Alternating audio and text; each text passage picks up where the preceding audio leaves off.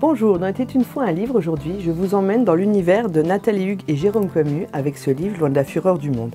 Vous les connaissez, nous en avons déjà parlé, ils ont écrit la célèbre trilogie W3, Isla Nova, Les Voix de l'ombre, etc. Dans ce livre, ils nous entraînent dans les Pyrénées, où il y a une forêt qui est réputée maudite, c'est la forêt de Machecombe. Pourquoi est-elle réputée maudite? Parce qu'il y a des gens qui sont rentrés dans cette forêt qui ne sont jamais ressortis. Donc il y a toute une aura mystérieuse autour de cette forêt et au fil du roman, elle va devenir un personnage à part entière.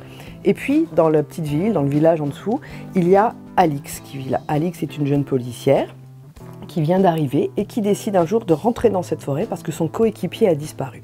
Donc elle rentre dans la forêt, peu importe ce qu'on peut dire, attention à toi, etc. Elle y va, elle veut sauver son coéquipier. Sauf qu'elle rentre sur le territoire de John. John, c'est un homme qui vit dans une caverne et qui se considère comme un humain. Il vit en parfaite harmonie avec la nature et c'est quelqu'un de très zen, de non violent, qui vit complètement à l'extérieur du monde qu'il considère comme mauvais. Et lui, en voyant Alix, il tombe amoureux. Il décide que ce sera son humaine parce que lui ne se considère pas comme un homme mais comme un humain. Et il l'enlève, il la séquestre dans une grotte. Et puis, entre eux, va se tisser une relation qui va être assez ambiguë parce que quelque part, elle admire un peu ce qu'il est, ce qu'il fait, comment il vit, mais elle ne supporte pas l'idée d'être enfermée, encore moins dans une grotte avec le minimum de confort. Et puis, dans le village, tout s'accélère. Le père d'Alix, dont elle était très proche, lance des recherches, la police, les gens du village, etc. Et au fur et à mesure, les gens vont rentrer dans la forêt de Machecombe. Sauf qu'ils vont découvrir des choses assez dures, assez glauques, et ils vont se rapprocher tout doucement du territoire de John.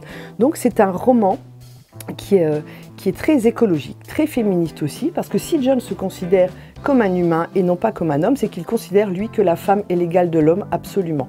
Donc il y a toute cette philosophie de vie qui est intéressante, et ça prend vraiment le dessus sur tout. On se rend compte qu'effectivement, ça remet complètement en cause notre façon de voir les choses, aussi bien du féminisme que de la nature, etc. Donc je vous le conseille vivement, ça s'appelle Loin de la fureur du monde de Nathalie Hugues et Jérôme Camus, et il est disponible à la médiathèque de Romba.